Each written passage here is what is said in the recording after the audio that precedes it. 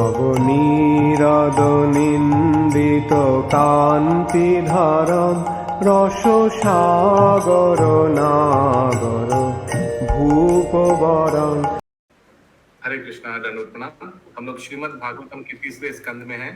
25वां अध्याय चल रहा है। आज हम लोग श्लोक संख्या 21 से कंटिन्यू करेंगे, 21 से 24 तक करेंगे। श्रीमद् भागवतम 3.25.21 to 24, 21 नंबर श्लोक। तितिक्षवा कारुणिका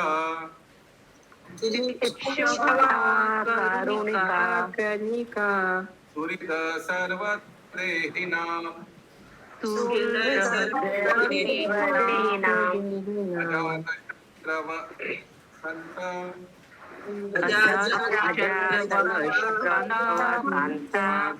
साधुभूषणः।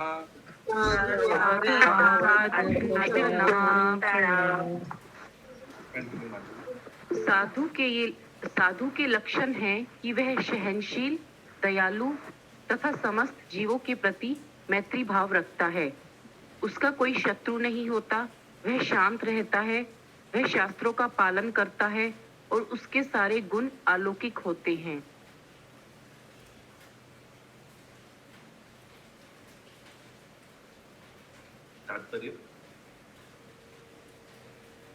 जैसा कि ऊपर कहा गया है, साधु भगवान का भक्त होता है, अतः उसका मुख्य कार्य लोगों में भगवान की भक्ति जगाना है।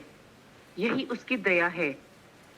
वह जानता है कि भगवान की भक्ति के बिना मनुष्य जीवन चौपट हो जाता है।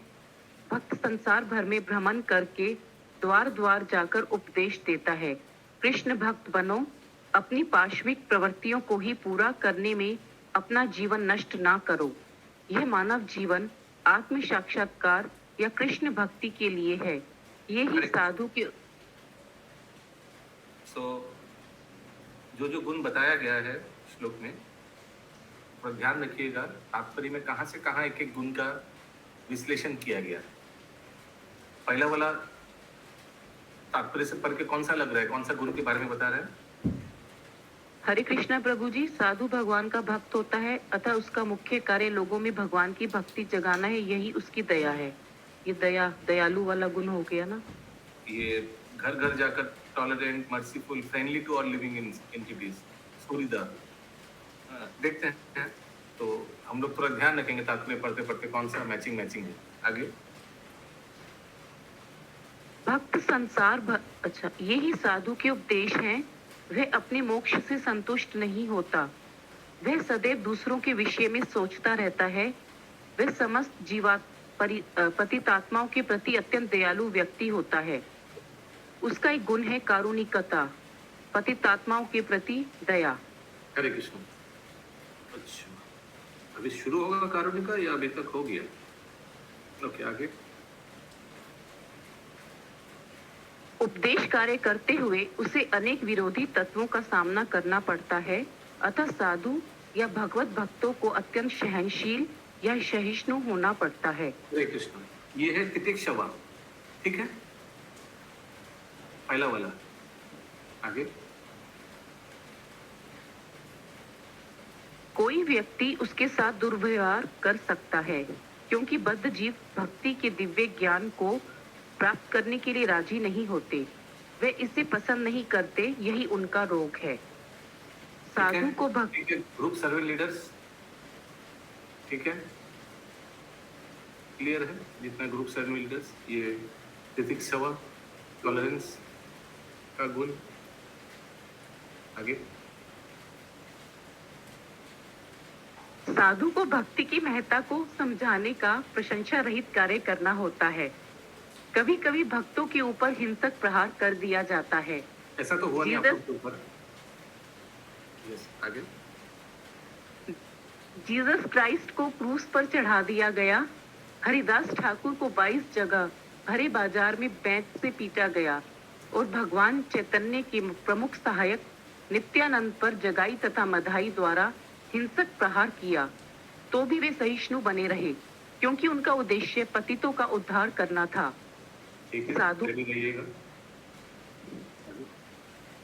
साधु में सबसे बड़ा गुण यह होता है कि वे सहिष्णु होता है और पतितों के प्रति दयालु होता है। वह दयालु होता है क्योंकि वे समस्त जीवों का शुभ चिंतक है। वह कौन सा न हो केवल गया शुभ चिंतक? कौन सा हो गया श्लोक से? इसमें तो दयालु ये वर्ड यूज हो रहा है प्रभु। शुरिद आगे वह दयालु होता है क्योंकि वे दयालु के कारुणे का यूज हुआ है ना। सूर्य सर्वदेही नाम।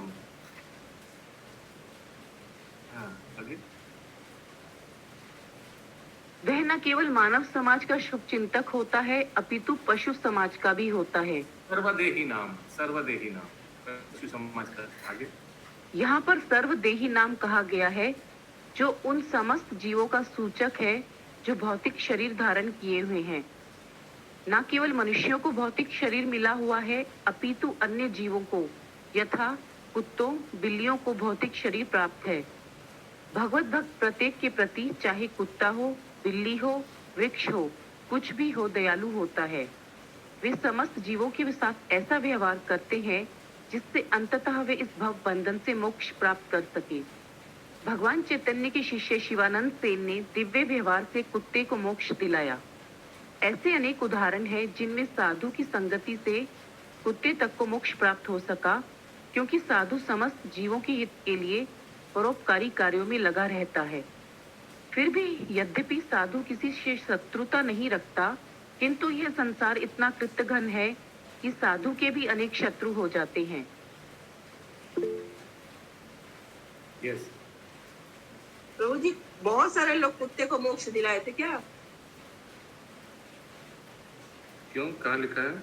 ऐसे अनेक उदाहरण है जिसमें साधु की संगत से कुत्ते तक को मोक्ष प्राप्त हो सका। कुत्ते तक को इवन अ डॉग, तो बहुत सारे कुत्ते नहीं लिखा है। आगे एक शत्रु तथा मित्र में क्या अंतर है? यह अंतर व्यवहार में होता है। समस्त बद्ध जीवों को भव बंधन से छुटकारा दिलाने के लिए ही साधु सबों के प्रति व्यवहार करता है। अतः बद्ध जीवों को मोक्ष दिलाने में साधु से बढ़कर कोई मित्र नहीं हो सकता। साधु शांत होता है और वह शांति पूर्वक शास्त्र के नियमों का पालन करता है। साधु का अर्थ है वह जो शास्त्र के नियमों का पालन करे और साथ ही भगवत भक्त भी हो। जो वास्तव में शास्त्र के नियमों का पालन करता है उसे भगवत भक्त होना चाहिए क्योंकि सारे शास्त्र हमें यही उपदेश देते हैं कि भगवान के आदेशों का पालन किया जाए। अतः साधु का अर्थ है शास्त्रों के आदेशों का पालन करने वाला तथा भगवान का भक्त। भक्त में ये सारे गुण होते हैं। भक्त में देवताओं के सारे गुण विकसित होते हैं किंतु अभक्त चाहे विद्या की दृष्टि से कितना ही योग्य क्यों न हो उनमें वास्तविक सद्गुणों या उत्तम लक्षणों का अभाव रहता है। हरे कृष्ण।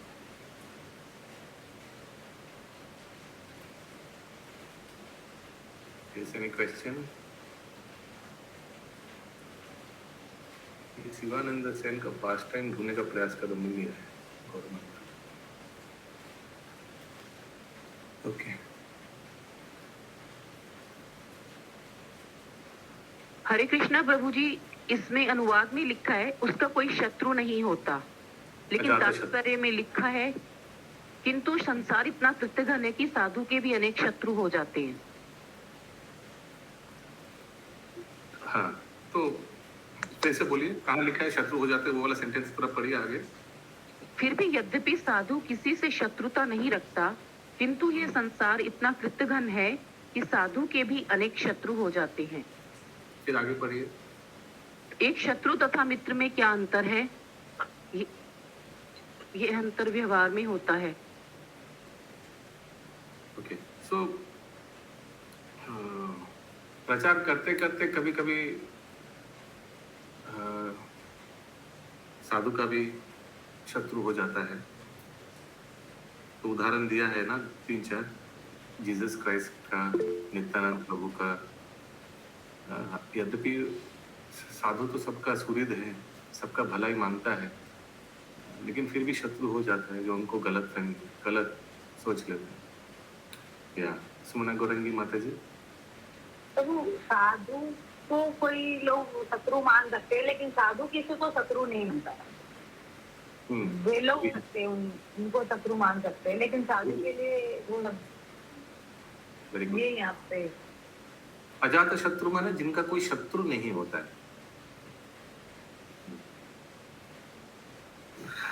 आगे हो गया ये तात्पर्य? यस प्रभु, कंप्लीट। ओके।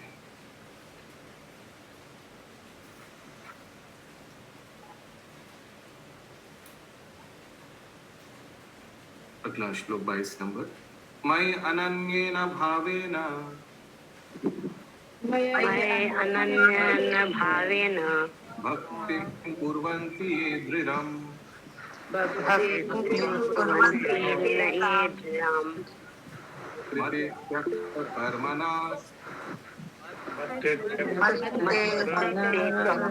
कर्मणा भजन बांधव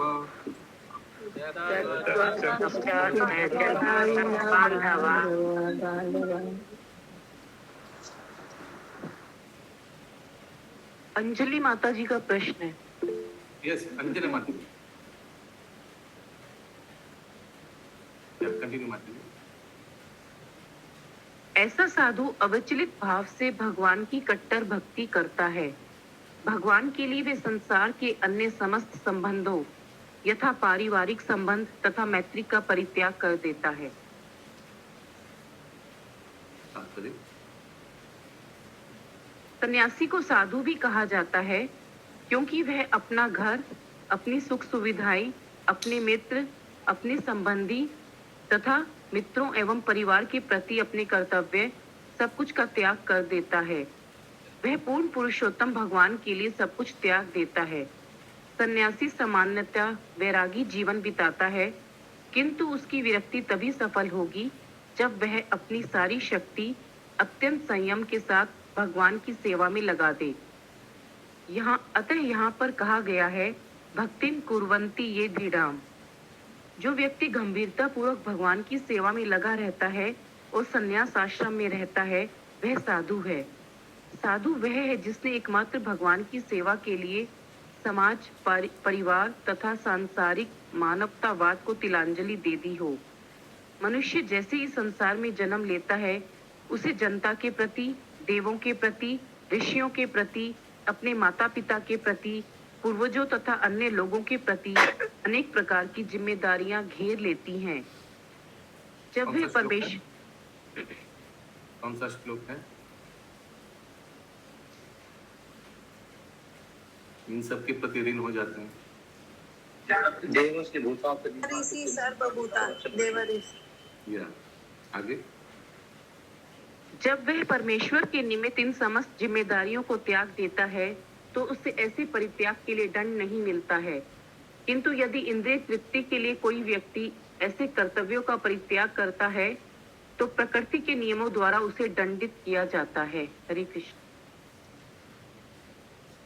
Okay, so for a higher cause, lower causes can be sacrificed, but ये छल नहीं होना चाहिए। अगला श्लोक 23 नंबर। मदाश्रया कथामृष्टा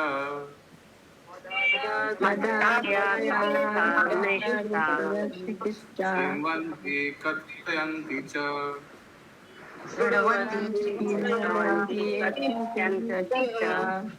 तपन्ति विविधास्ताप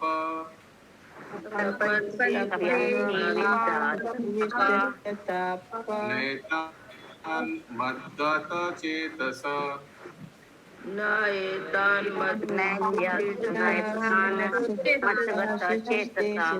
Yes, কেশবী করুণেশ্বরী মাতাজি আছেন? একটু বাংলায় বলবেন অনুবাদটা কি লেখা আছে? হরে কৃষ্ণ প্রভু, আমার কাছে বাংলা বই এই মুহূর্তে নেই প্রভু, সেই জন্য আমি একটু বাংলা বইটা একটু জোগাড় করতে বসবেন ক্লাসে। এখনো জোগাড় করতে পারেন, ক্লাস এখনো শুরু হয়েছে, বেশিক্ষণ হয়নি। ইয়েস, না अनुवाद। निरंतर मेरे अर्थात पूर्ण पुरुषोत्तम भगवान के कीर्तन तथा श्रवण में संलग्न रहकर साधुगण किसी प्रकार का भौतिक कष्ट नहीं पाते, क्योंकि वे सदैव मेरी लीलाओं तथा कार्यकलापों के विचारों में ही निमग्न रहते हैं। तात्पर्य इस संसार में नाना प्रकार के क्लेश हैं, शारीरिक तथा मानसिक, अन्य जीवों द्वारा पहुंचाए जाने वाले और प्राकृतिक उत्पातों से मिलने वाले। यस, कौन सा नाम है बताइए? पहला वाला आदिदैविक, शारीरिक आदि आदिदैविक और शारीरिक वाला आदि भौतिक।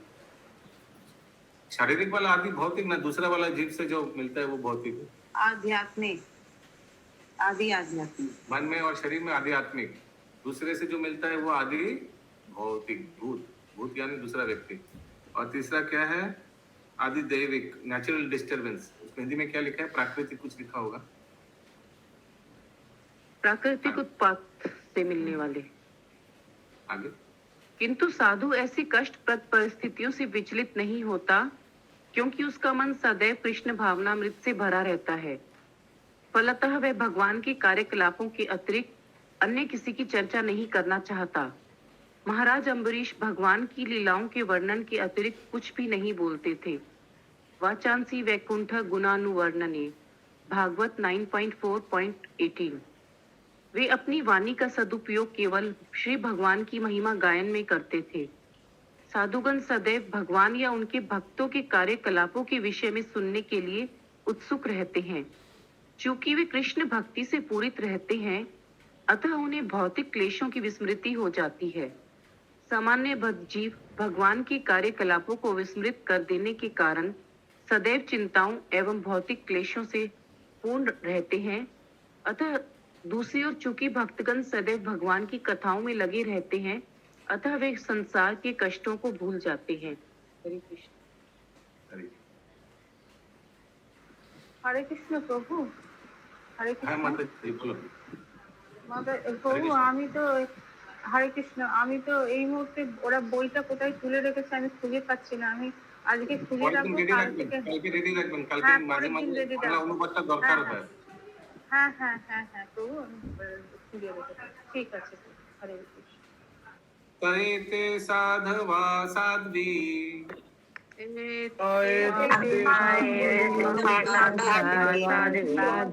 সঙ্গ বিবর্জিতঃ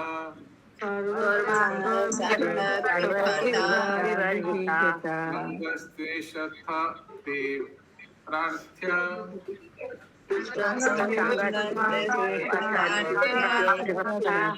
दोषा हरत हिते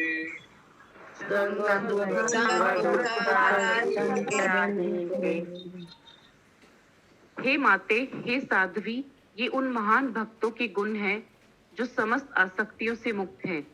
तुम्हें ऐसे पवित्र पुरुषों की संगति करनी चाहिए, क्योंकि ऐसी संगति भौतिक आसक्ति के समस्त कुप्रभावों को हरने वाली है।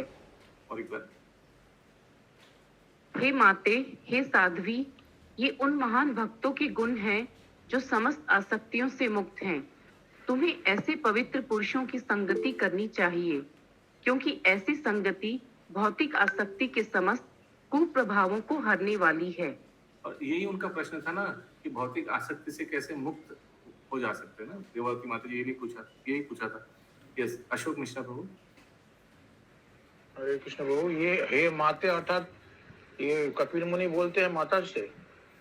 हाँ, इतना देर तो कपिल देव का ही श्लोक चल रहा है। हाँ, वही चल रहा है। भगवान कपिल देव अपनी माता देवावती को बोल रहे हैं। ठीक। 2 दिन वही चल रहा है, 2-3 दिन यही चल रहा है। तात्पर्य शुरू यहाँ में पर बोले ना प्रभु करदम मुनि देवाहुति को बोले तो थोड़ा ये हो गया। नहीं, करदम मुनि गया जंगल। हरे कृष्ण। ठीक है, यस।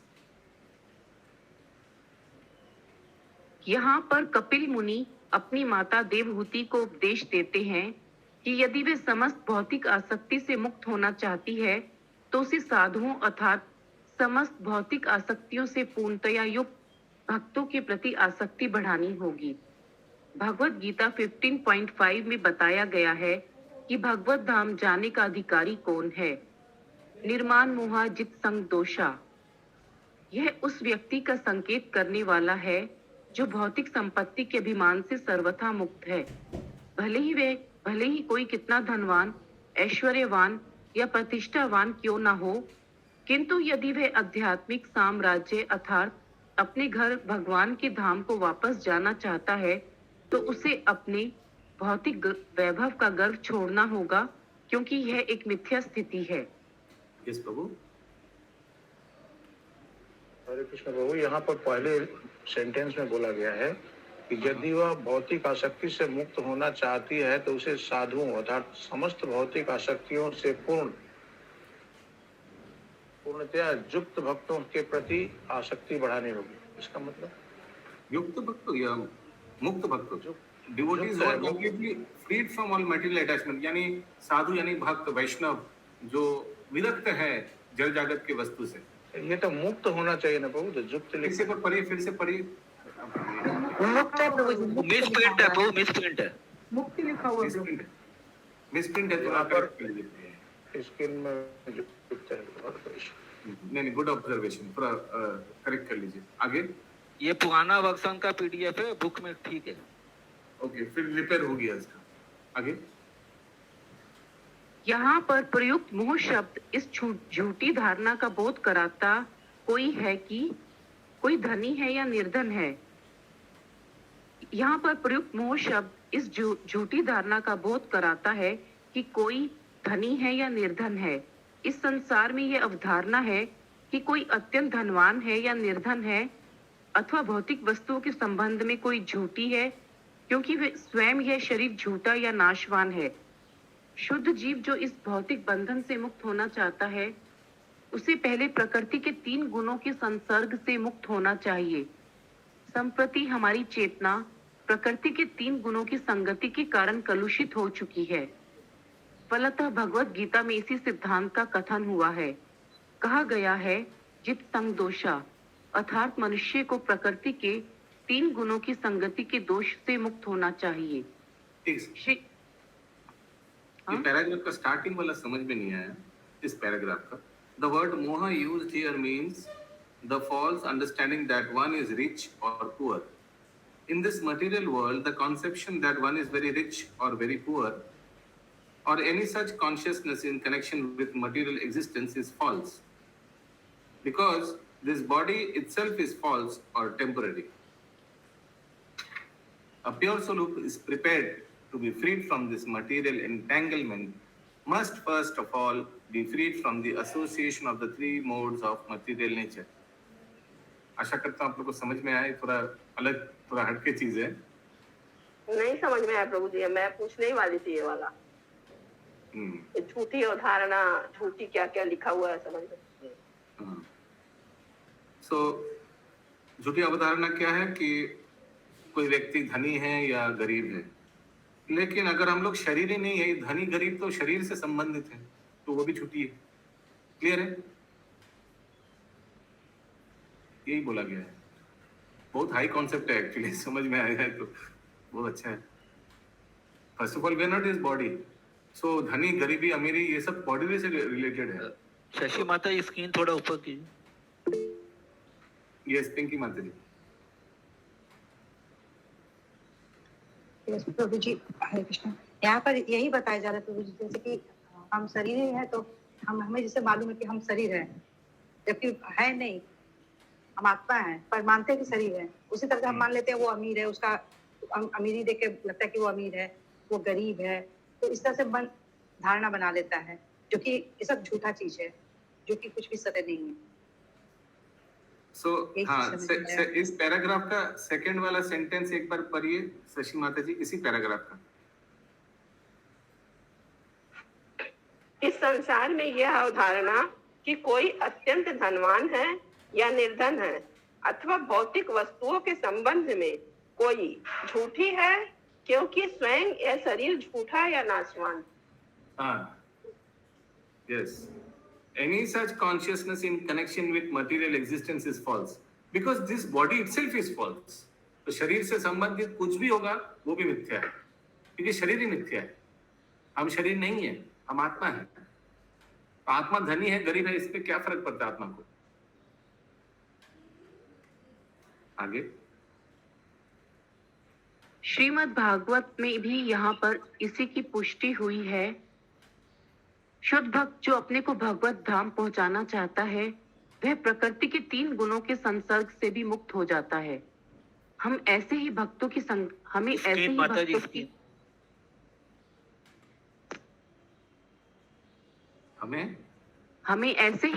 संगति ढूंढनी चाहिए।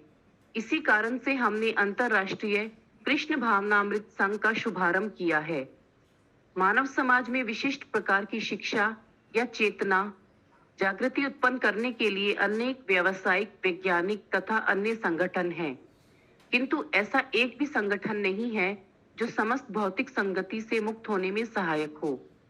यदि कोई ऐसी अवस्था पर पहुंच चुका है जहां वे भौतिक कलमश से मुक्त होना चाहता है, उसे भक्तों की संगति ढूंढनी चाहिए जहां एकमात्र कृष्ण भक्ति का अनुशीलन होता हो।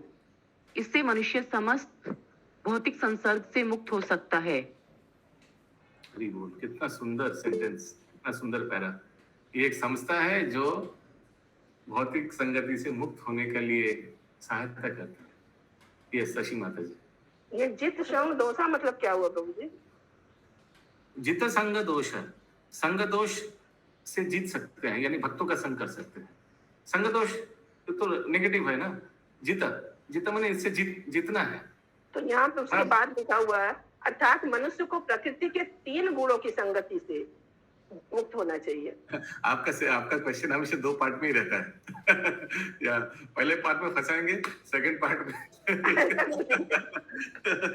ओके, ये एक्चुअली ऊपर लिखा है, देखिए, are conscious because of association. उसका पिछले वाला सेंटेंस पर ही उसमें उत्तर मिल जाएगा।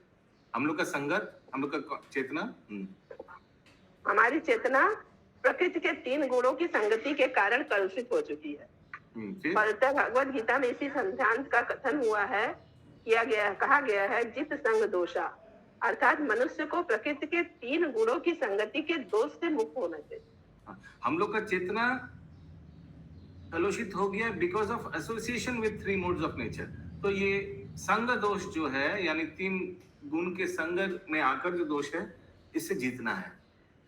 ये 3 गुण क्या है? रजोगुण, तमोगुण, सतोगुण, इससे जीतना है। हालांकि थोड़ा आगे भक्तों का एसोसिएशन के बारे में बताया गया था, यानी साधु का संगत करना चाहिए, फिर संग दोष से हम लोग।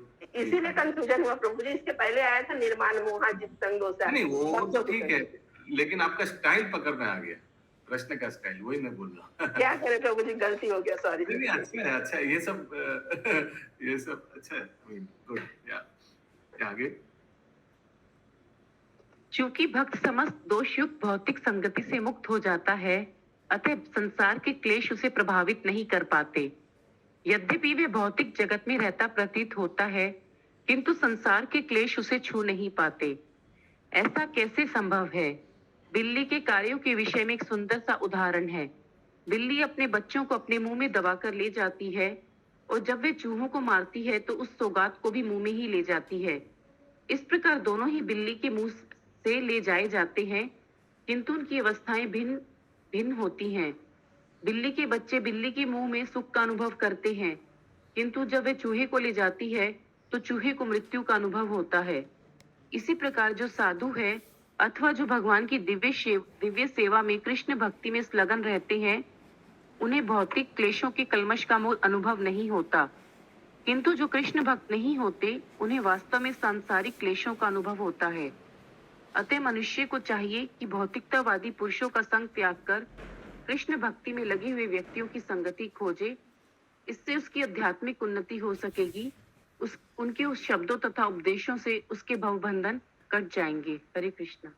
ये बिल्ली का उदाहरण प्रभु जी मार्जन न्याय क्या एक बताए थे आप ना, मरकट न्याय, मार्जन न्याय।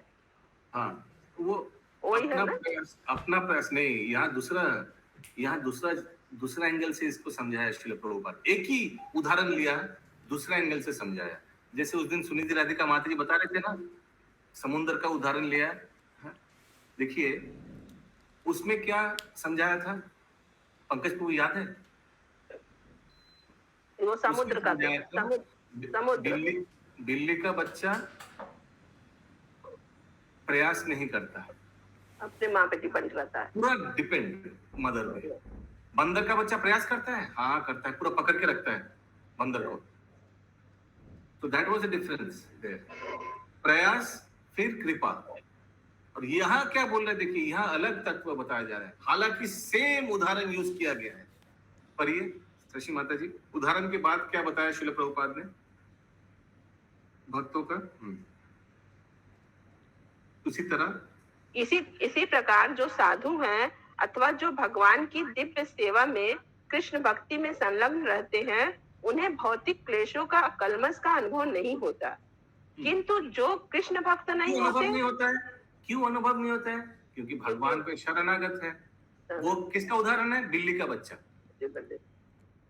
भगवान का मुंह का अंदर में है, कोई फर्क नहीं पड़ता, भगवान दिखेगा, कृष्ण दिखेगा, इसीलिए क्लेश, भौतिक क्लेश का कोई पता ही नहीं चलता। आगे पढ़िए। किंतु जो कृष्ण भक्त नहीं होते, उन्हें वास्तव में सांसारिक क्लेशों का अनुभव होता है। हरे कृष्णा। जैसे बंदर का बच्चे को डर लगता है ना, वो पकड़ के हुआ है, अगर हाथ छूट गया तो नीचे गिर जाएगा,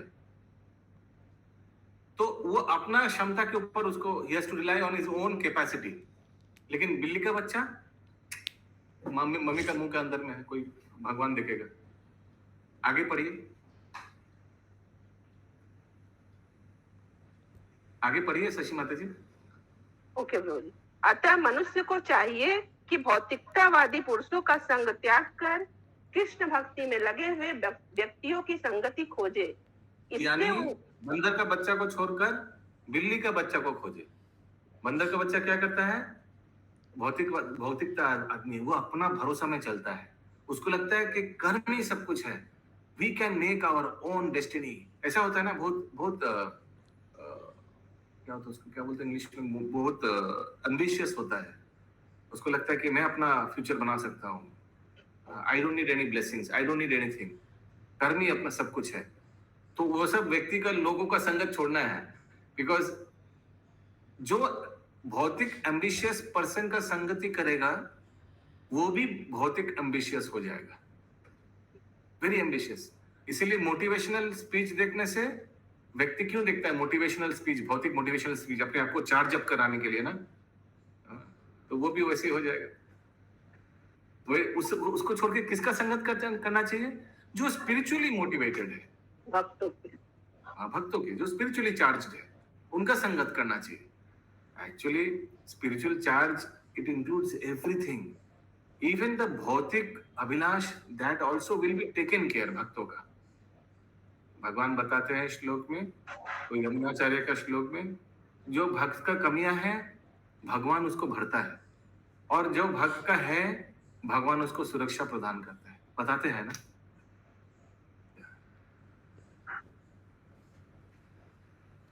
अगला श्लोक में लिख दीजिए, वेरी वेरी इंपॉर्टेंट श्लोक, 25 नंबर श्लोक जो अगला श्लोक है, उसमें लिख दीजिए VVIP। ओके, हालांकि आज हम लोग का 24 तक है, लेकिन समय तो है, तो एक श्लोक और कर लेते हैं।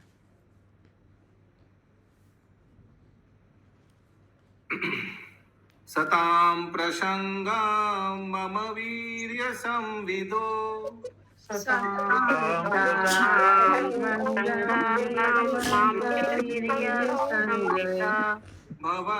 भवन्तिरिक्कर नरसायन कथा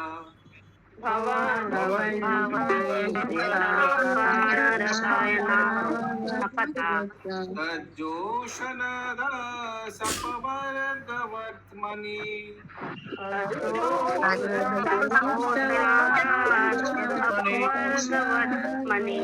श्रद्धारति तिरनुगमिष्यति।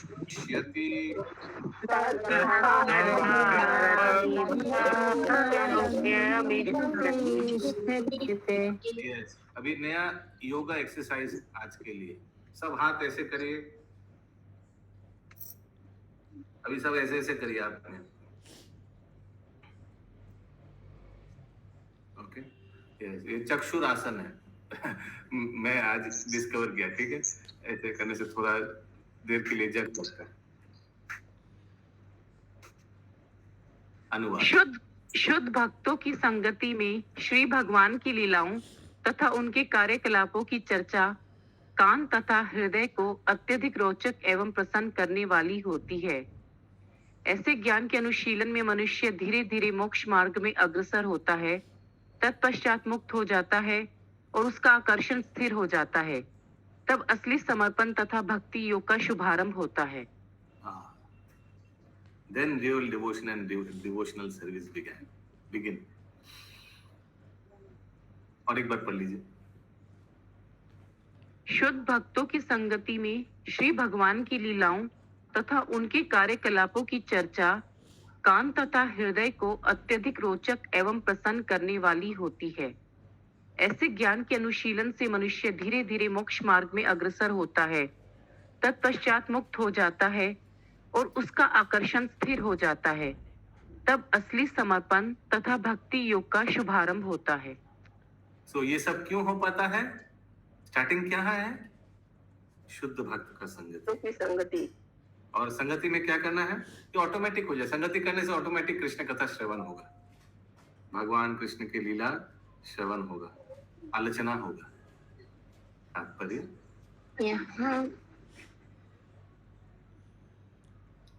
यस। अंजलि माता जी कोई भजन याद आ गया क्या? अंजलि माता जी को चैंटिंग बहुत कीर्तन जैसा होता है, बहुत वेरी वेरी मेलोडियस चैंटिंग। हरे कृष्ण। यस। तात्पर्य यहाँ पर कृष्ण भावनामृत तथा भक्ति में अग्रसर होने की विधि वर्णित है। पहली बात है कि वह ऐसे पुरुषों की संगति खोजे जो कृष्ण भक्त है और भक्तिमय सेवा में लगे हुए हैं।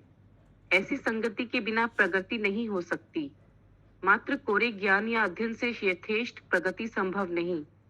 मनुष्य को भौतिकतावादी पुरुषों की संगति त्याग कर भक्तों की संगति खोजनी चाहिए, क्योंकि भक्तों की संगति के बिना भगवान के कार्यकलापों को नहीं समझा जा सकता।